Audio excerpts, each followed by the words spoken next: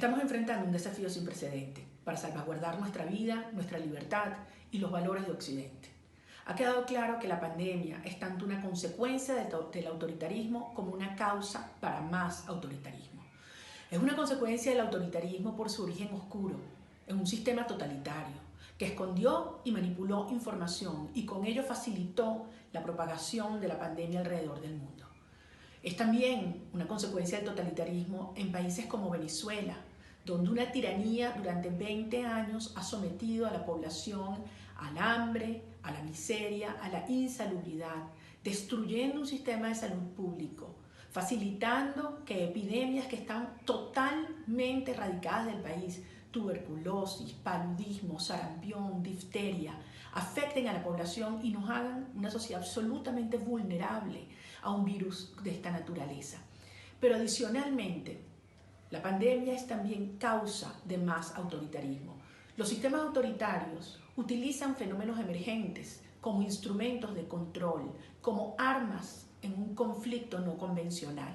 Y lo hacen en tres planos: en el plano de la información, en el plano de la población y en el plano de la economía. En el plano de la información, mintiendo, manipulando descaradamente, como ocurre en Venezuela. Nadie cree las cifras de muertos, ni de afectados.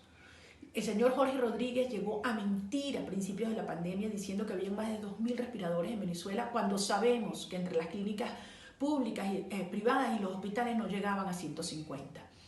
Lo hacen también en el plano de la población para provocar el control social, fragmentando la sociedad, segregándola, incomunicándola, para aplacar la conflictividad social que crece cada día. A pesar de ello, todos los días detienen y apresan a ciudadanos en toda Venezuela que están protestando porque no tienen gas, porque no tienen agua, porque no tienen gasolina, porque no tienen luz.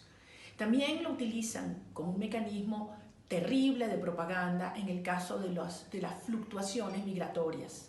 Venezolanos que estaban viviendo alrededor de la región y que han huido a regreso a Venezuela y que están siendo utilizados como propaganda por parte de este régimen criminal. Y bueno, y finalmente el terror, la persecución a los médicos para que no denuncien lo que ocurre en los hospitales, a los periodistas, 14 que ya han detenido, a los tuiteros y desde luego a la población en general. El tercer plano es el plano de la economía. Estos sistemas totalitarios saben que la fortaleza de Occidente en sus mercados es producto del dinamismo, del intercambio, de la alta eficiencia de sus distintos sectores productivos. Obviamente esto las afecta y las debilita vis a vis estos otros mercados o países. ¿Qué nos depara después del coronavirus? Los cambios que tendrán en nuestra vida son muchos, pero uno de ellos fundamental es la lección aprendida de que hay una amenaza real del autoritarismo sobre Occidente, que no debemos evadirla, sino tenemos que asumirla y enfrentarla. Y en el caso de Venezuela, no solamente librarnos de la pandemia, sino de una vez por todas librarnos del autoritarismo criminal que es una amenaza para Venezuela y para todo el hemisferio.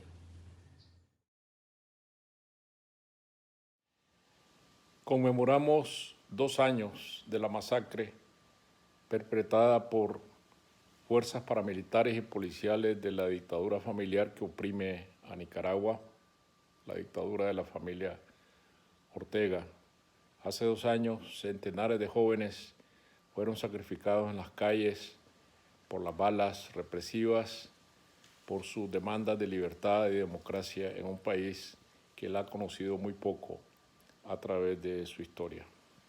Ahora, en medio de la crisis provocada por la pandemia del coronavirus, el gobierno hace oídos sordos al clamor de la gente de seguridad sanitaria, así como ha hecho oídos sordos en el pasado al clamor de la gente por una vida libre y democrática. La Constitución señala elecciones para el año entrante. Nadie está hablando de ellas en el mundo hoy, nadie recuerda que Nicaragua es un país que necesita urgentemente, que necesita vitalmente un cambio de régimen, que necesita el advenimiento, la democracia y la libertad, que solo podría conseguirse por medio de unas elecciones libres, debidamente supervigiladas por la comunidad internacional, para que ningún fraude electoral ni ninguna falsificación de la voluntad popular le quite a los nicaragüenses el derecho que tienen de vivir una nueva vida libre, en libertad y en democracia. Creo que para la comunidad internacional es hora de acordarse de que aquí hay un país sufriendo por una crisis sanitaria tratada de manera irresponsable, por un régimen que no respeta las libertades democráticas y que no piensa tampoco en un cambio electoral como el que la Constitución del país manda. De modo que este es mi llamado a la comunidad internacional, recordar que aquí existe un país asolado por una dictadura y que demanda libertad y democracia.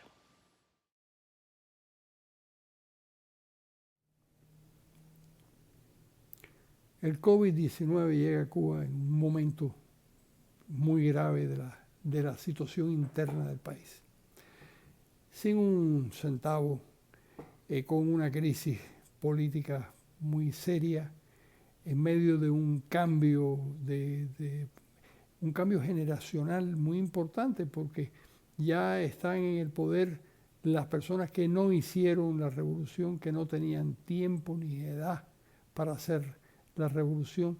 Se están retirando Raúl Castro, que tiene 89 años, 88 años, qué sé yo, y se está acabando esa revolución. En ese momento estalla la crisis del coronavirus. Yo creo que es muy seria, y es muy seria y es muy importante. Es muy seria y muy importante porque, en primer lugar, el gobierno le abrió los brazos a todo aquel que se sintiera de alguna manera en peligro de perder la vida. Pero luego los influencers cubanos, las personas que tienen acceso a Internet, le llamaron la atención al gobierno cubano y le dijeron que eso era un crimen contra la población inerte del país. El gobierno cubano cambió, el régimen cubano cambió su política en vista de lo que les estaban diciendo los influencers cubanos. Yo creo que es, desde el punto de vista político, muy importante lo que pasó. Y desde el punto de vista de la crisis, es también muy notable que el gobierno cubano haya visto una oportunidad con gran sentido del oportunismo, del peor oportunismo, haya visto una oportunidad de vender los servicios sanitarios a aquel país que se los quiera comprar, pese a que los cubanos están desesperados porque no tienen ni medicinas, ni tienen médicos, ni tienen condiciones para curarse las enfermedades en el país. En fin, yo creo que si había alguna oportunidad de que ese régimen se planteara la necesidad de un cambio profundo, es precisamente esta oportunidad. Yo creo que es irrepetible.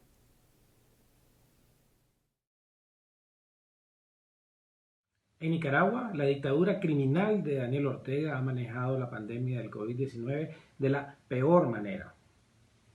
Muy propia de las dictaduras que suprimen las libertades y que solo les interesa mantenerse en el poder. Ocultan cifras del número de personas infectadas. Alteran diagnósticos para hacerle creer a la población que los enfermos sufren de una neumonía.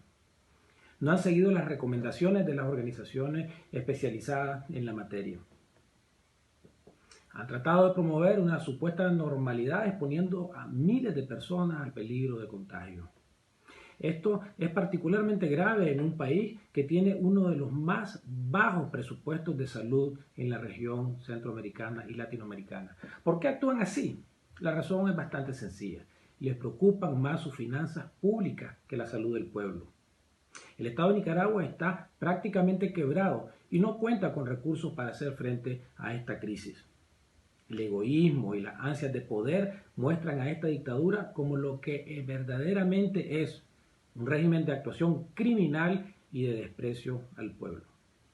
Si Nicaragua se logra salvar vidas, será gracias a las iniciativas de autoprotección que el pueblo está tomando y a pesar de la dictadura. Una dictadura insensible que hoy malgobierna Nicaragua y de la que saldremos de ella a través de la lucha cívica y pacífica. China está en el centro del debate mundial desde hace años, pero particularmente en estas circunstancias que rodean al debate sobre el origen, el desarrollo y la salida de la crisis pandémica ocasionada por el coronavirus. Tenemos un mundo ahora mismo polarizado en torno a dos grandes superpotencias, los Estados Unidos de América y China. Y en este momento parece que es China precisamente la que está ganando la batalla, en términos económicos, globales, de respuesta del sistema y también de opinión pública.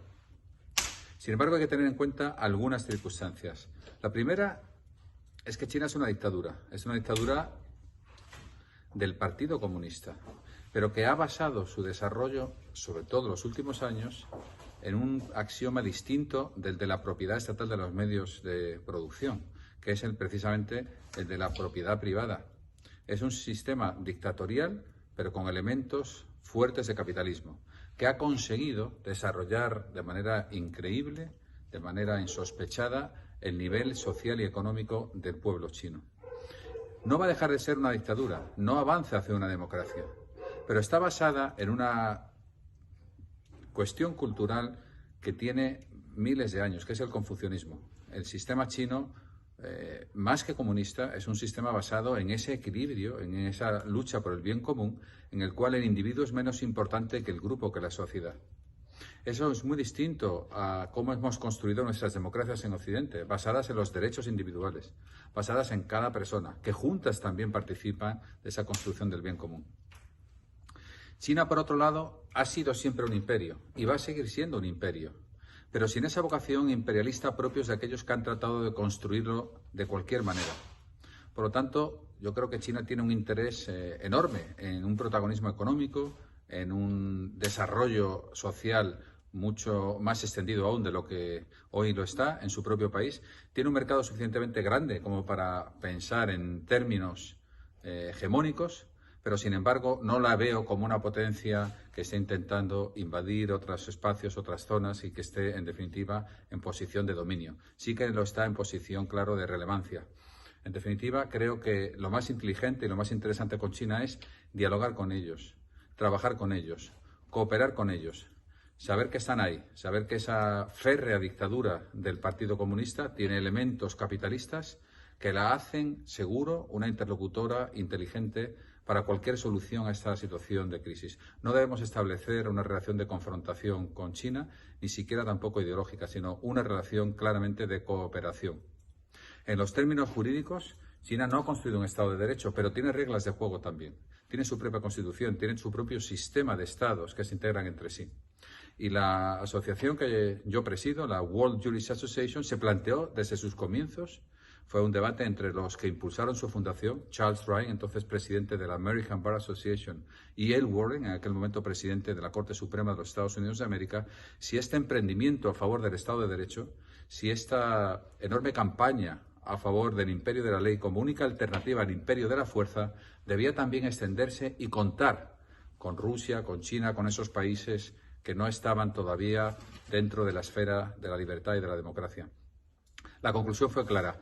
Tenemos que contar con ellos para conseguir que avancen, para conseguir que den pasos, para conseguir, en definitiva, que esa enorme campaña a favor de la libertad siga prosperando, siga avanzando, aunque sea con dificultades, aunque a veces sea con retrocesos, y también en estos tiempos del coronavirus, donde el Estado de Derecho no está en cuarentena.